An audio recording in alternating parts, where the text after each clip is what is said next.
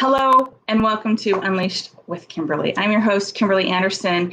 This is a conversation for insight and intelligence. We are continuing the conversation today with one of the incredible ladies from my Unleashed Your Inner Goddess virtual summit. And I am super excited to introduce to you Nancy Loeffler. Hi, Nancy.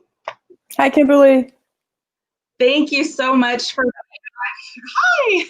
Thank you so much for joining me today. I am really looking forward to this conversation. You do incredible work in the world and you've had an incredible journey to get there. So why don't you just start out by sharing what it is that you do? Okay, thank you. I am a grief journey guide. What that means is that I help people to navigate the terrain of their grief journey. And what is a grief journey? I really think we are all on a grief journey. It shows up often in many areas of our lives. Sometimes we think that it is only when we lose a loved one or experience the death of a loved one. However, I've come to find out that grief appears anytime we go through a major life-changing event or we go through difficult times, a transition, like a job loss or loss of a relationship or uncertain times like we're living in now, not knowing when what our new normal is going to be. And so I help people get comfortable at feeling their painful feelings and uncomfortable feelings because we don't like to feel uncomfortable. And I came to do this work through my own grief journey, which I say it started over 20 years ago, but it started probably when I was born. The event, though, that put me on this track for myself, on this own journey, was the death of my daughter Leah when she was 17 in November of 2000. So we're coming up on 20 years, and that feels a little surreal in itself. Right. And I've learned that my grief journey has been a transformation. I've been able to fully step into who I am. I wrote a book about my experience. I speak about my journey, and I help my clients to do the same thing. I help my clients to discover where their grief journey is calling them. That is such important work. You said something that really stuck with me, and that's people don't like to feel pain. We don't like to deal with it. And that is so absolutely true. It's our nature to run and hide and get away from it as fast as we can. Even in just regular life, we don't want, right. If the workout is hard, you start to go, eh. So that's really an interesting perspective that you brought up, is that you help people sit in that. Right. So what is it that you do to do that? Well, the foundation of my work is a present moment awareness practice called samyama. And it's what I used in my grief journey, yes. But it was it was a part of my life when I lost my daughter. When my daughter died, it was already a part of my life. And it's a practice that we can use for everything. It's learning how to be with our uncomfortable feelings, one feeling at a time, rather than the onslaught that we sometimes feel, and to the extent that we can. So sometimes we don't feel the feeling feels really overwhelming, and so I help my clients to learn how to just be with what they can in this moment, and being in the with the feeling in the moment is another really important piece of it, because so often we are thinking, our head is spinning stories about what happened last time we felt that. And when we do that, we're stuck in our heads and we're thinking about the worst case scenario. And we're thinking about when last time I cried, it was uncontrollable and it was embarrassing and I felt X, Y, or Z. And if we come into this moment here, maybe it's a little bit different. The other thing I noticed with feelings is that they tend to get louder to get our attention. We think if we push them away, if we use a diversion, there's all kinds of diversions, And sometimes it's okay to use a diversion. But when the diversion starts to impact our lives, starts to impact our ability to participate fully in our lives, that's when we need to start asking the question, what can I do? So our feelings get louder to get our attention, and they're not necessarily as scary as they seem because they're getting louder to get our attention. Once we start bringing our feelings into our heart and feeling them, they feel noticed, they start to quiet down, and they feel more manageable. How would you say people can notice their feelings getting louder? Because that's a really interesting thing you said. Yeah. And anytime we want to run away from our feelings, and when we find ourselves using diversion more and more, whether it's just shutting them down and refusing to be with them, or I used to use food. You know, I often say that I thought if I ate enough chocolate chip cookies, I wouldn't have to feel the pain of losing my daughter. And it sounds funny, and it was also true. So many people do that. Yeah. So any kind of diversion like that, endlessly scrolling through Facebook, watching TV, drinking too much. Anytime we use diversion to mindlessly numb ourselves because the feelings won't go away, and then we start to feel almost like a pressure cooker. The feelings are building and building and building, and we don't know what to do with them. So we push them away again. Right. And as you're explaining it, it sounds like a double-edged sword too, because you're running and pushing away your feelings and not wanting to deal with them. And then you're incorporating all these other addictive habits that then lead you down this other path. So it's very important to be aware of how you're feeling and notice when you're starting to learn from them. Exactly. And that's another reason why being present can help, because when we're present, we can pay attention to what's here right now.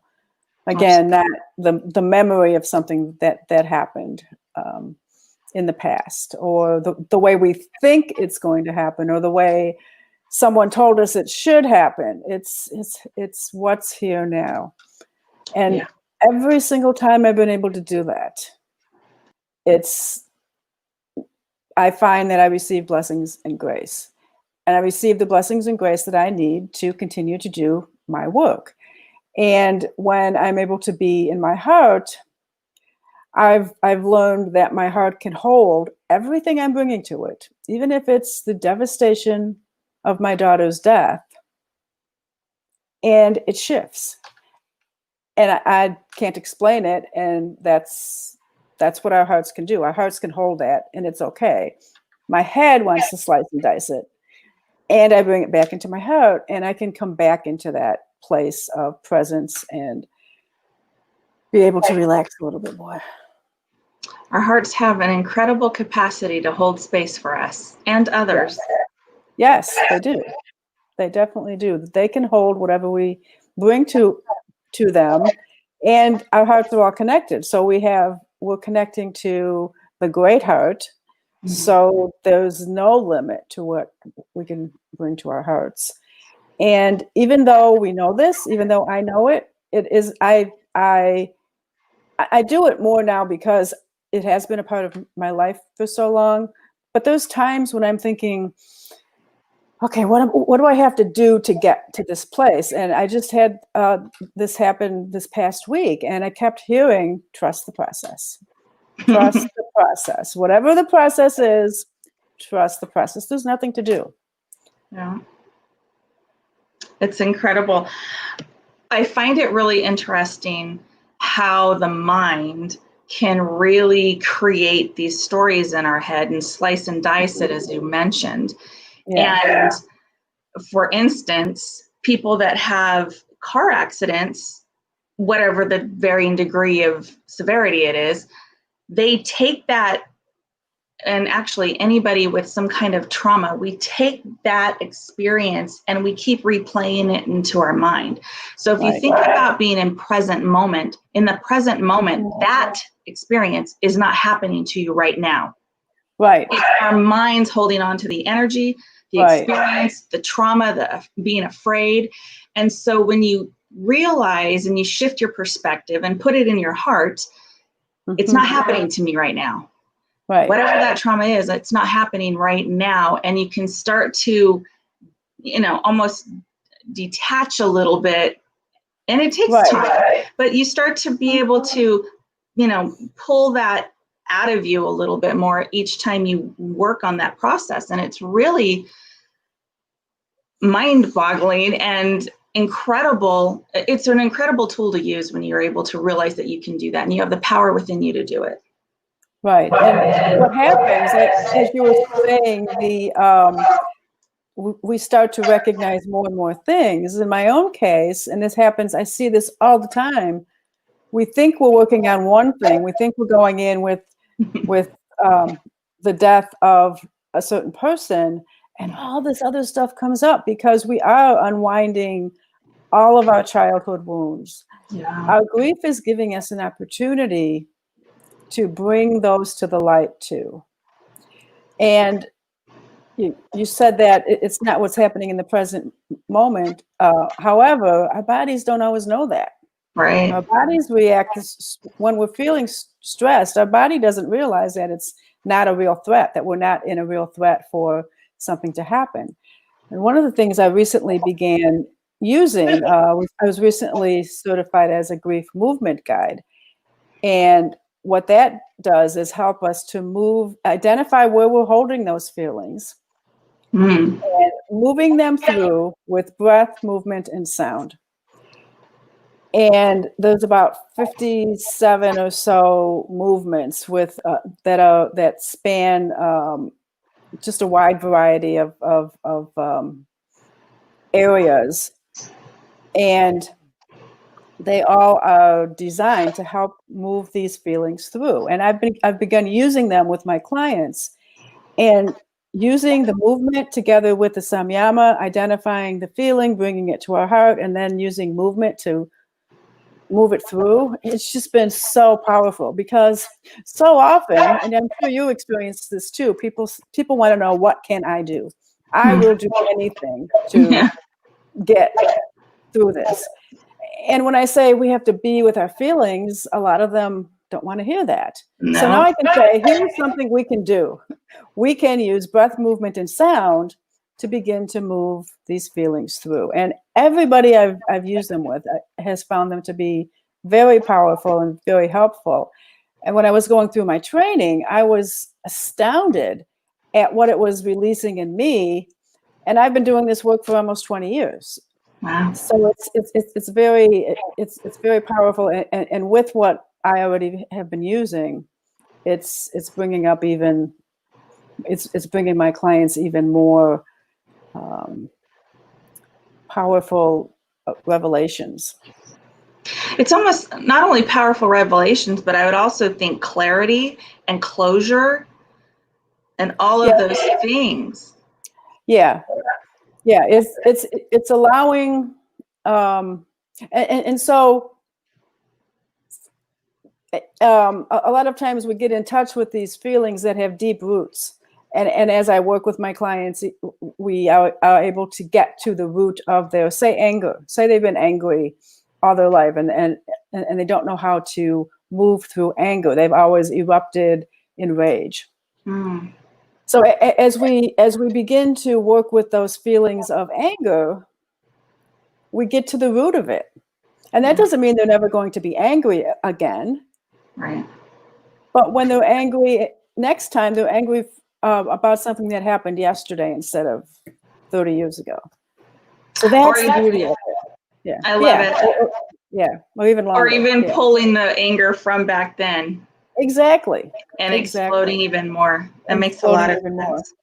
Yes. So the same thing works with old grief. Any unresolved grief is given an opportunity, is giving an opening to come into the light with a new grief. How would you help somebody or help them recognize that what they're dealing with is grief versus anger? Because not depending on what kind of traumas people go through, a lot of that they hold on to anger and all these other things. Right. But really, a part of it's grief. So how would you help people recognize the difference? Yeah, a part of it is, and in my humble opinion, grief underlies everything that's keeping us stuck because of what I've seen. And the definition of grief is the normal response to any loss. So that could be Whew, the that gave death me of chills. I know the death of a loved one or the loss of my favorite coffee cup. I mean, it spans that big of a spectrum. Right. So we just start looking at losses. I start out doing a grief history and taking a look at all the losses throughout their entire life, no matter how insignificant they are. My husband talks about losing a Little League game. Now, that to him was traumatic. And so and then we look at which ones are still showing up today, which ones do we think are still affecting us. And then sometimes, depending on where they are, I'll go back and do some inner child work, because if something happened when they were 3, 4, or 5, we look at, well, what happened there?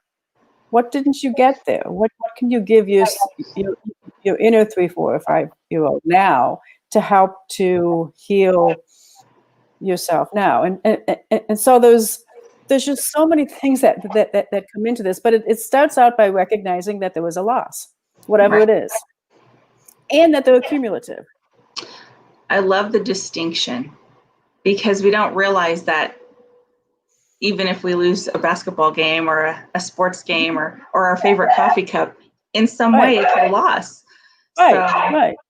So what if we're late for a meeting? Not that would happen today, but what if we're late for a meeting that we think is going to connect us to someone that's going to completely change our lives, and we're late to it, the person isn't there, and it takes us into this downward spiral again. Yeah. What is the fear of what are we really fearing that we have lost? The opportunity of a dream? Or so we can look at that a little bit deeper. It's not always about what you think you lost, but what's happening, what you're feeling underneath that. Yeah. And realizing too, and this, I keep realizing I'm bringing this up in these deeper conversations, it's always peeling back the layers. When you finally get through one layer of whatever it is, the loss, the grief, it goes deeper. So even though we're like, oh, fix that. Right. there's exactly. It's that's why I call it evolution. Yeah, that's why I call it a journey, because we're not going anywhere. It's a continual journey. So as we learn the resources to deal with what we think our problem is going in, the death of I had a client that came in because her mother died, and she knew that that's what she needed, and she did. She spent a whole session talking about a divorce that happened 6 years ago. And she said, I don't know why I'm talking about this. So that happens really early in, as I started doing this work. And that's when I realized it's a lifelong journey. You know, it's not just somewhere you get to. It's a lifelong journey. Well, life is a journey. And something that I think is important too to point out is often we don't even realize we are feeling a loss about who we thought we were meant to be, or who we thought we were going to be, and we're not. And so that's a loss of perceived identity. And so there's a ton of work around that as well. Exactly. And early on in the quarantine period, people were talking to me, and I was talking about the loss of the freedom to meet a friend for coffee. I mean, that sounds insignificant, but at the time it was huge, and it still is. Because it depends on what we do with these realizations, and it depends on what there's a saying that says time heals all wounds, and it's not the time that heals, it's what we do during that time. Exactly. How did you decide to call this your grief journey? Because those are interesting terms that you Yeah, use. yeah. Well, when I was, I took pieces of what helped me through my own grief journey, and I'm not a licensed psychologist. I'm not a clinical social worker. I was listing all the things that I'm not, and so I thought, well, what am I?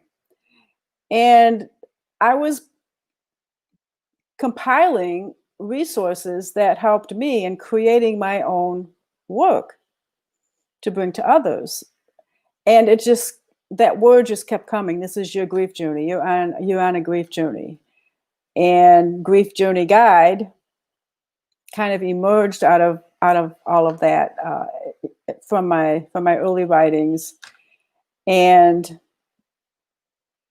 that's how I identify myself now, because that's what I do. I journey with people. I guide them through their journeys, and there's many different ways we can go, many different things that we can bring in. And we always look at self-care, which I've begun calling self-love, because self-care can sometimes seem pretty surface and not very deep. But self-love is doing the things that we need to do to allow us to show up as us. And Amen. yes, maybe getting a haircut or a massage, but it's also taking time to meditate. It's taking time to be with yourself, to listen deeply to your own heart, or being okay saying no to something that is no longer serving you. So it's self-love is much deeper than self-care for me. And when we are taking care of ourselves in that way, we develop a greater capacity to feel those difficult feelings. Absolutely. And also be able to hold space for ourselves in order to Right. grieve through that process. Exactly. Yeah. I love that you call it self-love. I do too. Oh, good. Yeah. I do. I'm like, it's self-care, but really it's self-love. Yeah. It's about Yeah. loving yourself. Yeah. It's Right. so easy to Because love others. and it's easy to love ourselves when we're having a good hair day, but what about those parts of ourselves that aren't so easy to love? Those places need love, maybe a little bit more. Yeah. Yeah. So yeah, it's learning how to love all of ourselves rather than just the parts that we like. Yeah. Which again, Yeah. takes some time, but it's okay. It's about being gentle with yourself and Mhm. really just allowing yourself Yeah. that time and Exactly. space to do that and Mhm. sit in that. Exactly. One of the things I talk about with my clients all the time, because it's been so important to me, is learning how to play again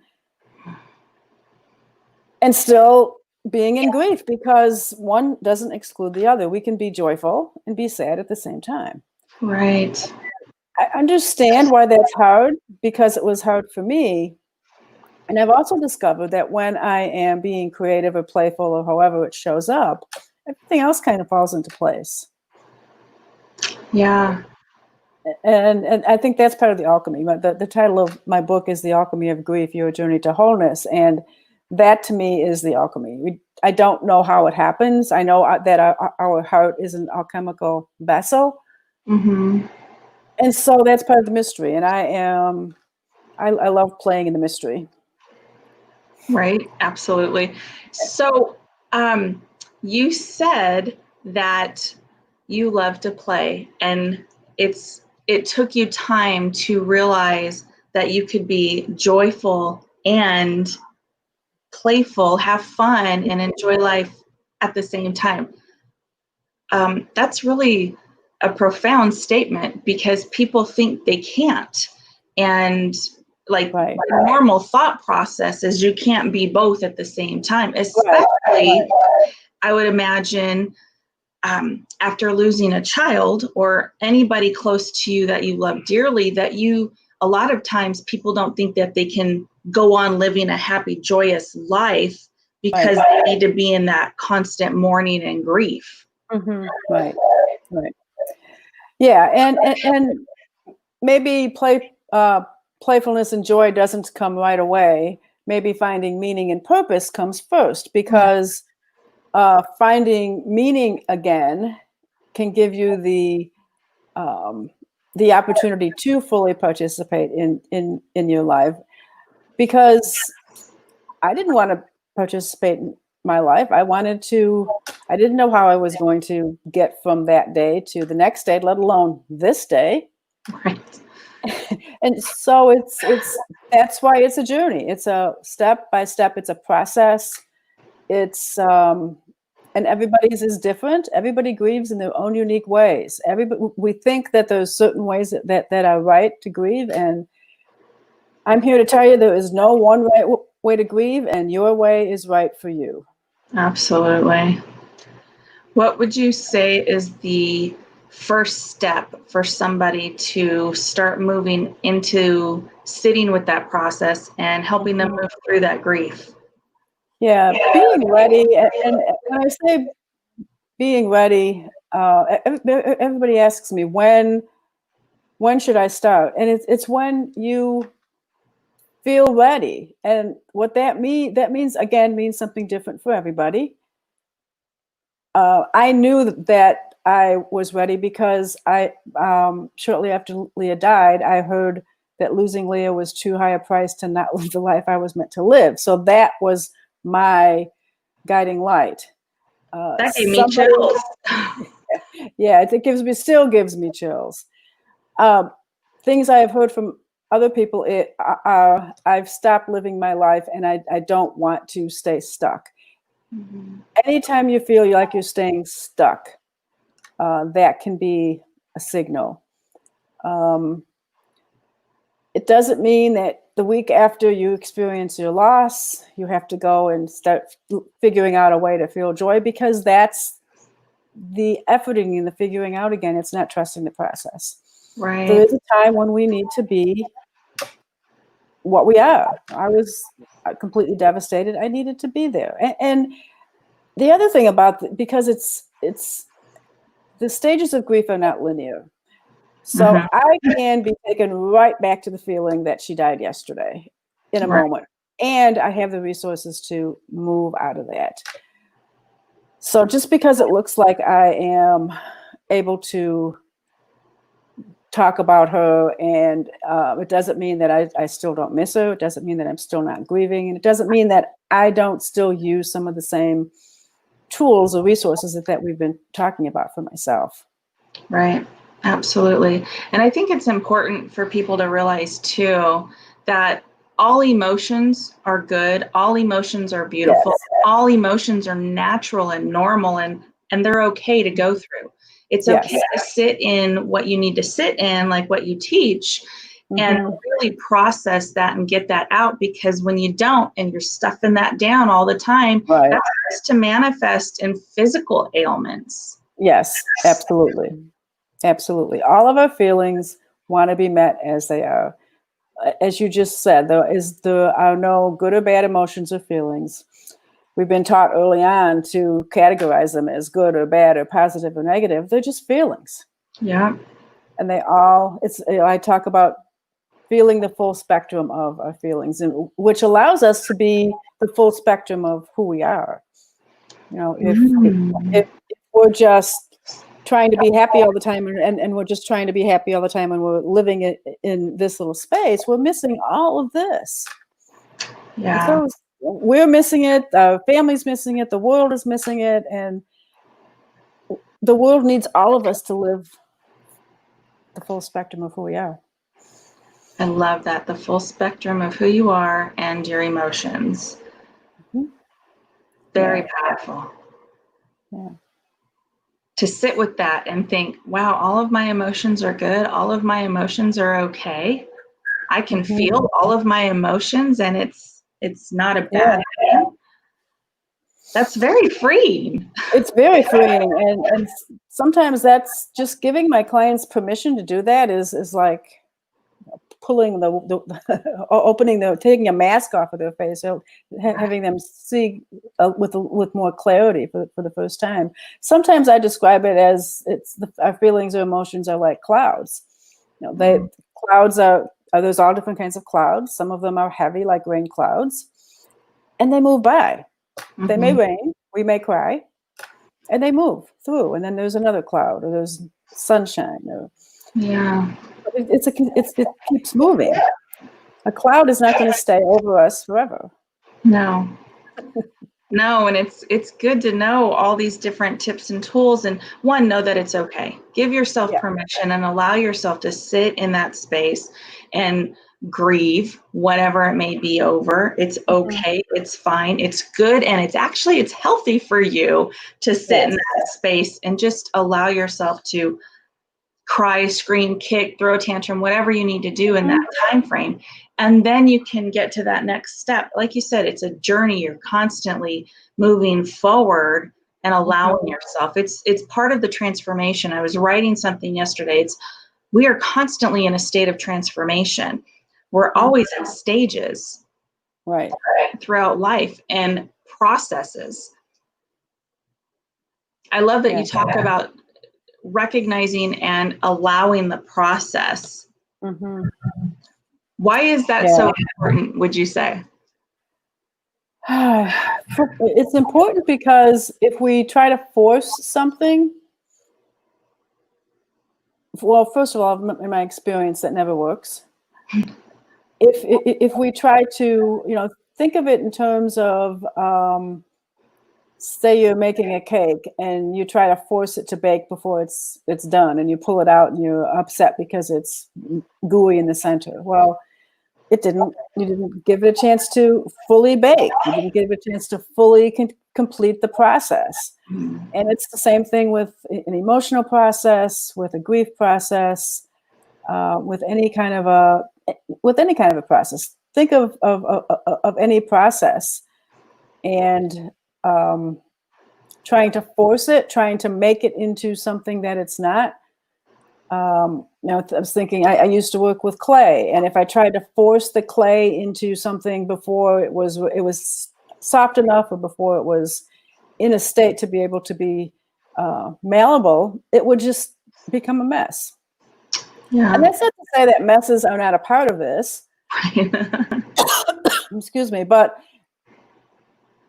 they can be less messy if we trust the process. Absolutely. So a flower isn't going to bloom until it's ready to bloom. Nothing we do can force it to bloom. But it'll bloom when it's ready, and it dies when it's ready. Yep, it's that natural process. The natural process cycle of everything. Sunlight, water, whatever, and nothing that I'm doing is making that happen. And just being aware of it, being okay. I think that's the key. Being okay with it in every stage of where you're at. Being okay and just allowing. Right. Well, and another example is the caterpillar to the butterfly. That whole process, and if you've read anything about it, that it's not an easy process. It's a messy process, and it's a painful process for the butterfly. Yeah. And we tend to look at things like that and say, "Oh, isn't that nice? We got this nice little butterfly. He went into the cocoon, and now it's a butterfly." And we don't recognize we don't know exactly what happens.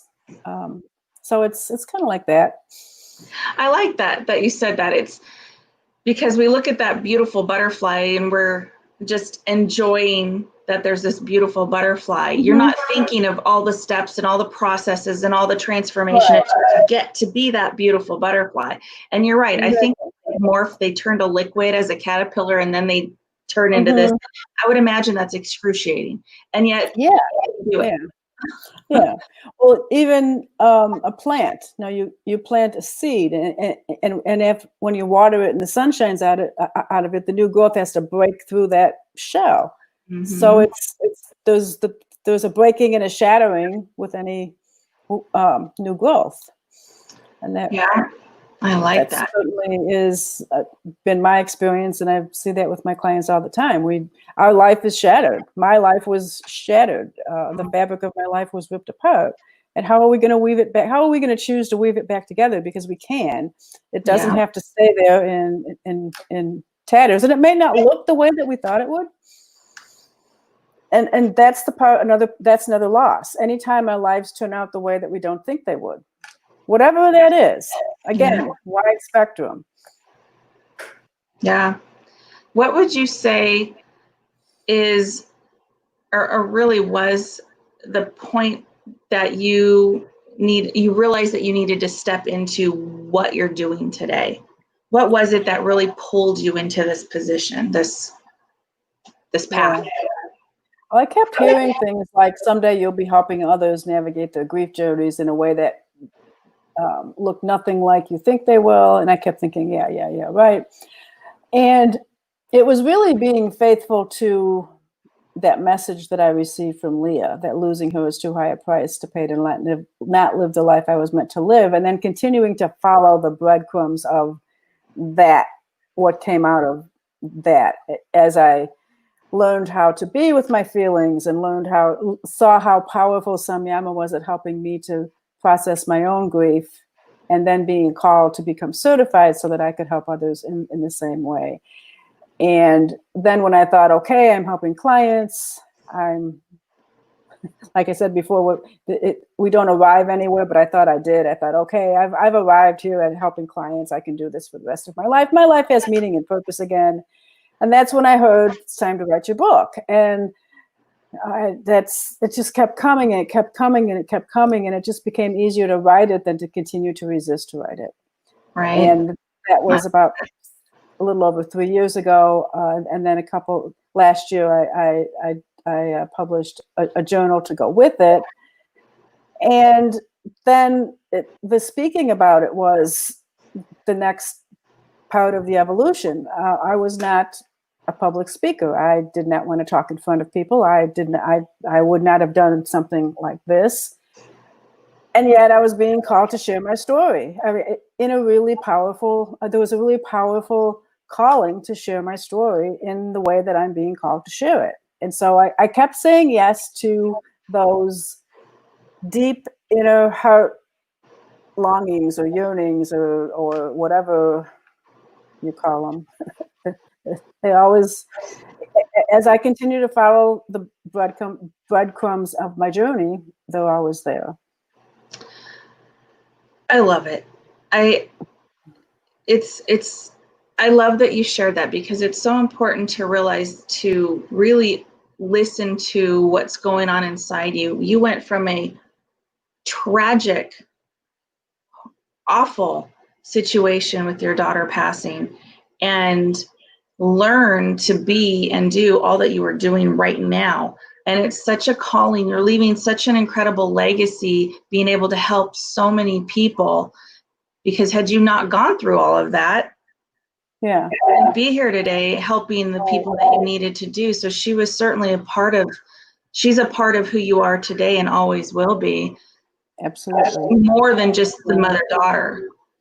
Yeah, there's another thing that I heard in one of my meditations is that Leah and I birthed Leah physically so that she could birth me emotionally and spiritually through the initiation of her death. Everywhere. Yeah, it was like, whew. Wow. And it was yeah, that still gives me chills. And it was, oh my goodness. It came in exactly like that. And it's been, we're both I'm helping her do her work, and she's helping me do my work. And absolutely. And we were both meant to, it's a decision we both made before we were each incarnated, and we both said yes to it. And early in my grief journey, my own Samyama facilitator asked me if, she mentioned that, and I hadn't considered that at all, but she asked me if you and Leah made this agreement before you were both incarnated, and she asked you to be her mother, knowing that she was going to leave at 17, would you still have said yes to being a mother? And I said, absolutely. Absolutely. I would not have missed second being her mother. That's beautiful. You make me cry. Yeah. Wow. That's so important. Yeah. And what an incredible journey. Like, what an amazing. What else would you call it besides a journey? You asked me, how did I come to call it a journey? I don't know what else I would call it besides a journey. I think it's the perfect word, because it is a journey. Everything's a journey. Yeah. It kind of defines journey for me. Yeah, absolutely. And to know that every step of your life has gotten you to this point to be able to share this message. And I think what grasps people and really wakes them up to your story is you lost a child. You lost your daughter at 17 years old, which is absolutely heartbreaking. And that grabs their attention, like, oh my God, look at you now, look at you today. And you're saying, I went from this space to here I am helping you now. And I could still go back into that in an instant of all that grief and emotion. But I now have the tools to help me process that. Yeah. And I never for a day think that it would have been, that this has been the easier journey. I know for a fact that it would have been much easier for me to stay in bed and keep eating chocolate chip cookies and not get dressed and not talk to people, self-isolate. I knew that on that day too, that would have been much easier. And I was being called to do much more than that. It's always easier, like you were just talking about, sitting with that pain, sitting with that grief, because we want to run and hide. And you really stepped up, and you're creating a mutual legacy with you and Leah. Yeah. It's your mutual legacy. That's what keeps coming up to me. You're creating this together. She's on that side and you're here doing the physical work. Yeah. It's beautiful. Yeah. What a conversation, right? Yeah. You never know where these are going to go. You know, we just start out talking, and they go where they need to go. Absolutely. That's why I love organic conversations, because you don't have a script and you really are able to touch on the points that are so needed, and certainly somebody needs to hear. If somebody's just starting out on their grief journey, what would you suggest them do? What can they go do? If they're ready to start working with someone, start looking around. My way of meeting grief is just one way. You know, as I said, I work very intuitively. I work with whatever comes up. I create a safe space and work with whatever comes up in the field. If that doesn't sound comfortable for you, talk to a lot of people. I offer a full 1 hour complimentary session, because someone needs to know how I work to feel comfortable working with me, to say yes to doing this really powerful work. And it's really an honor for me to do that. So if you're not sure, do some research. Go check out a number of websites. There are clinical people who work with grief, very good ones. There's so many ways to work with grief. There's the grief recovery method, which is another way to work with grief, which is a group session.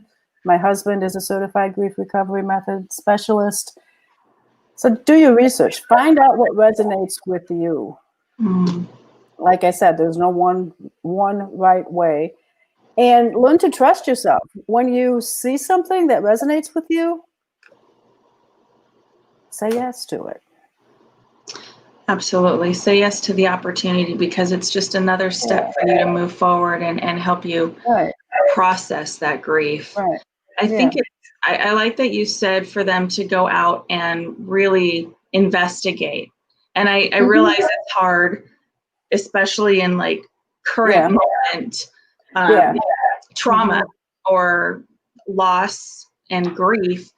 But just to put that little flicker of a spark of a thought in somebody's mind that they can start the research process. And even just starting the process of researching starts the process of grief.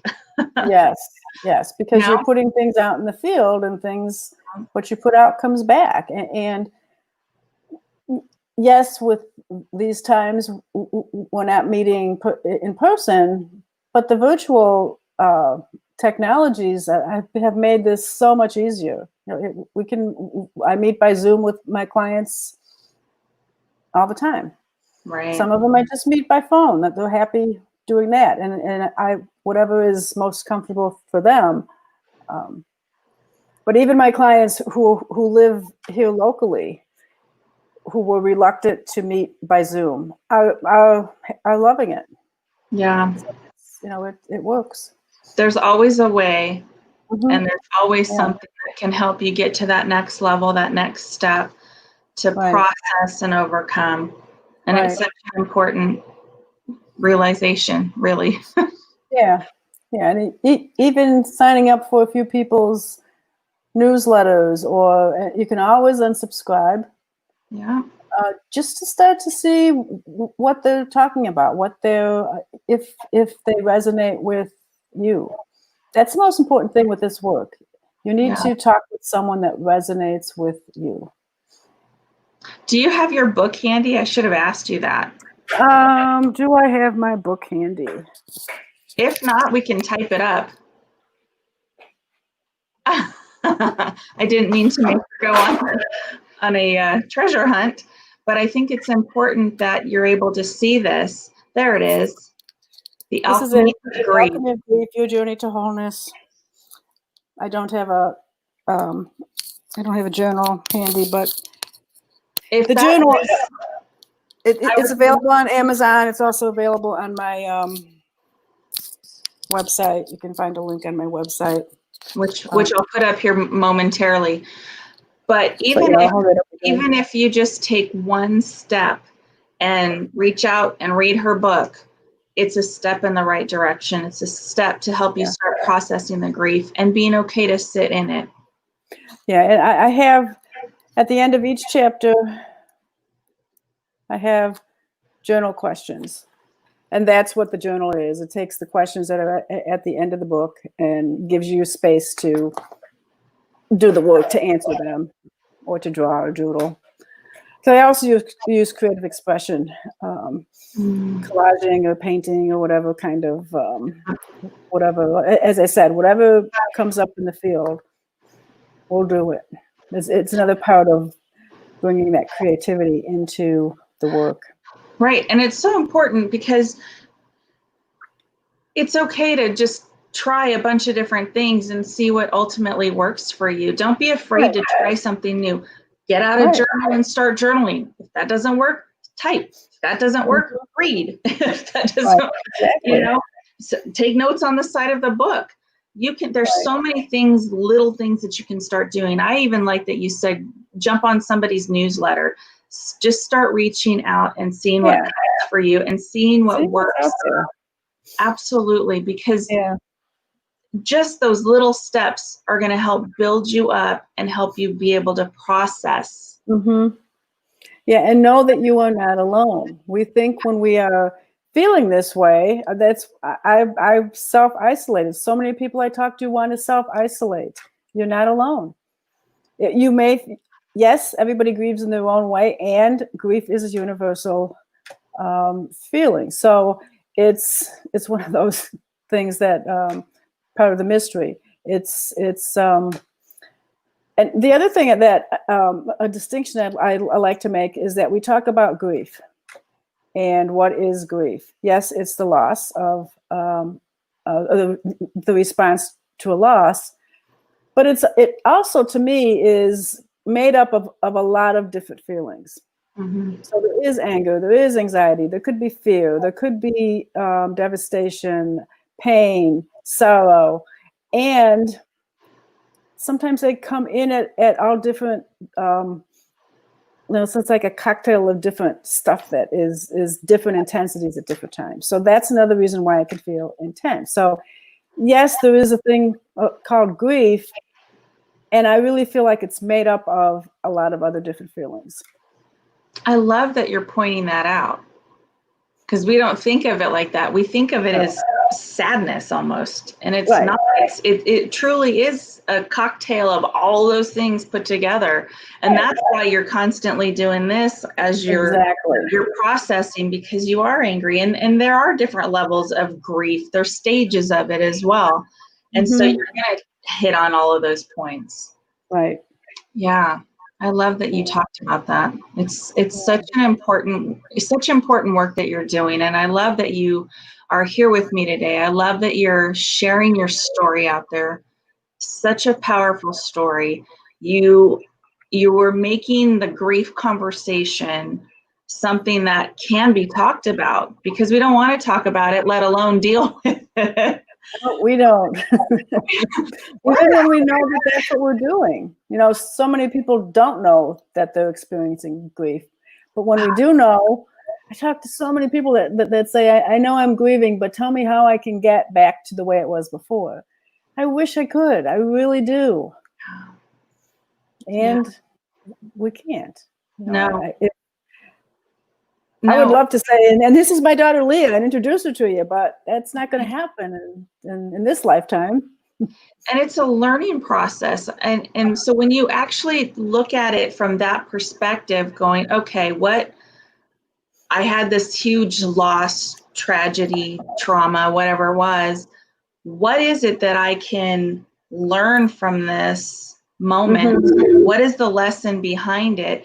And you're right, you're never, ever going to go back to how you were beforehand, because that experience in your life is a learning experience. And you have to take from that and move forward. You'll never be the same, because now you have knowledge, now you have experience, now you have emotion. Yeah, it changes you, just like any big life-changing transition changes you. And the other thing that comes in with grief was what I call secondary losses that you don't even think about until they hit you right in the gut. Like, you know, like the fact that I'll never go to Leah's wedding. You know, that I didn't really, I mean, I knew that at some level, but it didn't hit me consciously until we went to the wedding of a friend of hers. Oh, Or I'll never be grandmother to her child, whether she would have chosen to have them or not. That's and those are relatively big ones, but there's little ones too, like things that, especially the things that happen around the holidays. Holidays can be difficult because they're not the same.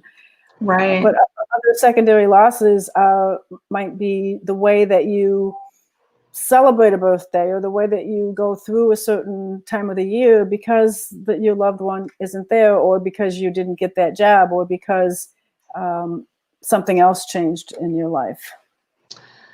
Right. And what an amazing point that you brought up, because and here you are with tools to help you process through those moments where they grab you. And I love that. Yes. I have absolutely loved this conversation. You are so incredible. I love that you're doing what you do. Let me put your website up here. Ladies and gentlemen, find Nancy, beingwithgrief.com. Your book link is on that website as well. Is that correct? Yes, that's correct. That's correct. Awesome. And I have a lot of stuff up there. I have blogs that I've written about my own process, and there's a lot of stuff that you can find there without paying a penny, just to start doing that research that I was talking about. Yeah. Just to start the process, reach out to Nancy. You don't even have to talk to her. You can just go to her website and start looking at stuff just to get that process going. If you have any questions and you are watching this later and not live, if you go to facebook.com, Aphrodite Inc., Aphrodite Enterprises Inc., you can still ask us questions. Tag Nancy or I, and we will come back through and take a look and answer them for you. So thank you so much for being a part of this. I have loved this conversation. Thank you, Nancy. I really appreciate you. Thank you, Kimberly. It's been an honor to be here with you. Thank you for inviting me. Absolutely. Thank you.